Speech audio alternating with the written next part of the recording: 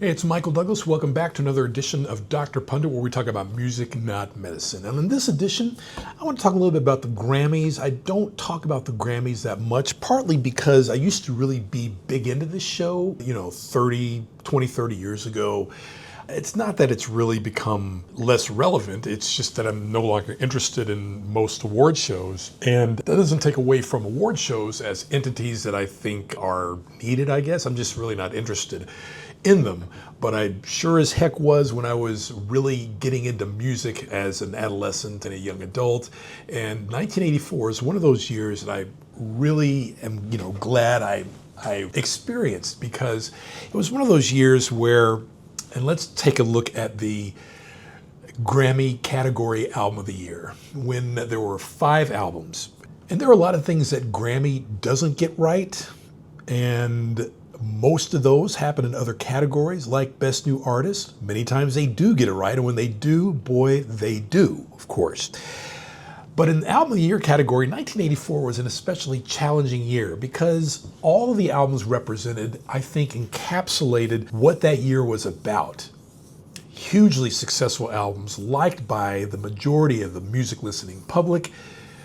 You could probably cancel out one of those albums, and I'll talk about that in a second, and just kind of say which one of these other 4, are going to do it. And then if you can hang around to the end, we'll talk about what my pick was, what Grammy should have done that night instead of doing what they did, but I certainly understand what they did. So on the 1984 award broadcast in 1985, I think these 5 albums really made it difficult for, I think, Grammy voters to take stock in what they really had to vote on to award this very important category. This category is like Best Picture at the Oscars. It's supposed to encapsulate, as a body of work, the most cohesive, important, for lack of a better term, essential album of that year. And the nominees were Cyndi Lauper for She's So Unusual, Purple Rain by Prince, Can't Slow Down by Lionel Richie, Born in the USA by Bruce Springsteen, and Private Dancer by Tina Turner. All strong albums, and like I said, if you had to take out one of those, it probably would be Cyndi Lauper. It was her debut album, a very strong album nonetheless. That one you could probably eliminate as well, but that doesn't discount the importance of that album as one of the nominees for Album of the Year. Look at what happened 4 years earlier when Christopher Cross won for Best New Artist, Album of the Year for his self-titled debut, Song, and Record of the Year. So there you go. But, the ultimate winner was Lionel Richie. But we'll talk about these in some detail right now. So She's So Unusual by Cyndi Lauper actually arrived in late 1983. Thus, it was a bit long in the tooth by the time the Grammys were held in 1985. But they do have eligibility rules that start, I think, in November for albums that, receive the crux of their influence the following year. And I think that's probably what happened here. Cyndi Lauper basically kept the music scene very fresh during that stretch. Obviously, she had 4 top 5 singles from that album, and it had a lot of staying power. And even non-released or lesser-known songs, Money Changes Everything, which was her 5th release of the album, didn't make the top 10, and the Prince remake, When You Were Mine, certainly kept listeners like myself really interested in that overall album. So a very strong album by Cyndi Lauper, joining her 4 top 10s from that album. Time After Time, the number 1, She Bop, All Through the Night, and of course, Girls Just Want to Have Fun. So with respect to Prince and his band, The Revolution, Prince was at the height, obviously, of his creative powers. He, I think, definitely released the finest album of 1984. And with all that happening, he was getting off releasing Purple Rain as a movie that summer. And, every song on that album, each of the 9 cuts, I think really stands out as a statement of sorts, coming off like a greatest hits package. It's one of those albums where you can, every track on there is a memorable track and totally essential to the album.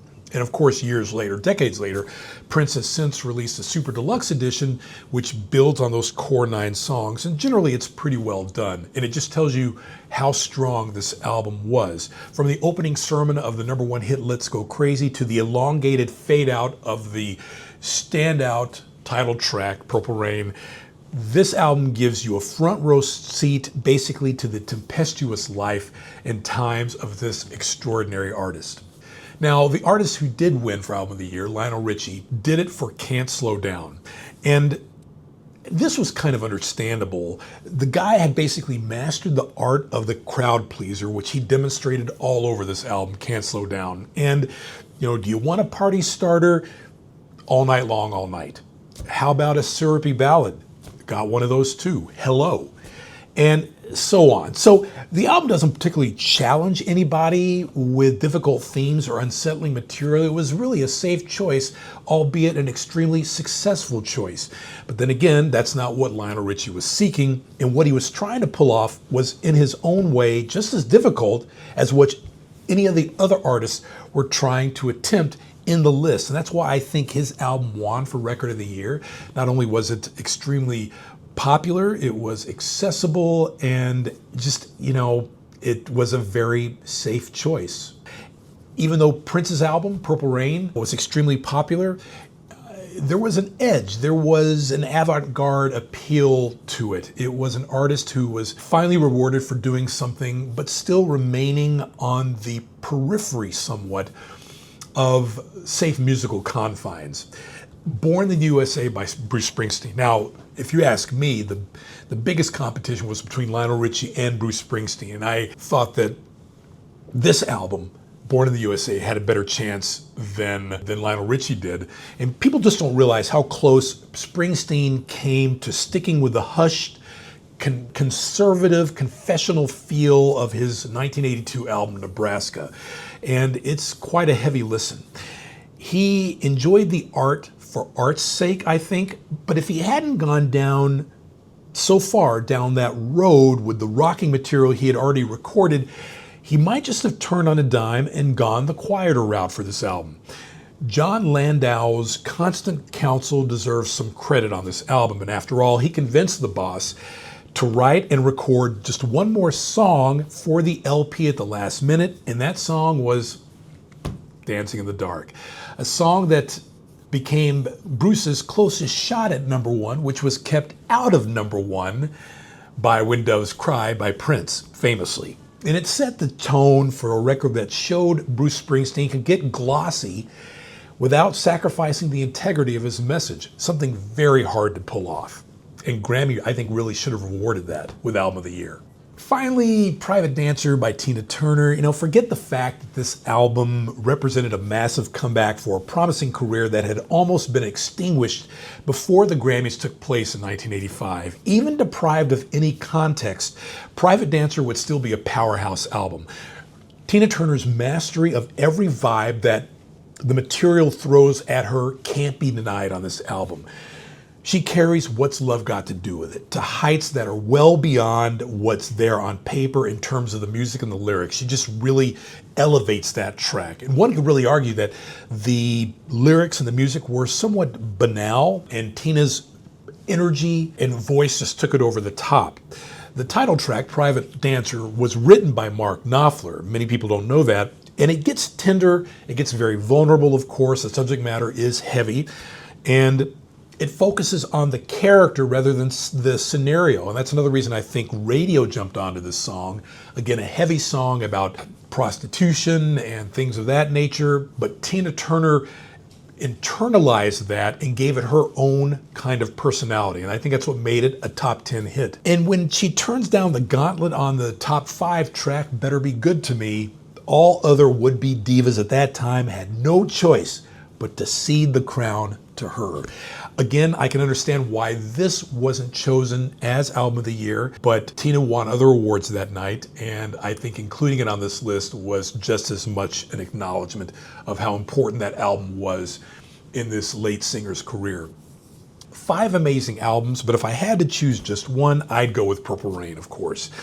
Prince had his ultimate moment in the pop culture stratosphere with that album, and he just really grabbed it with gusto.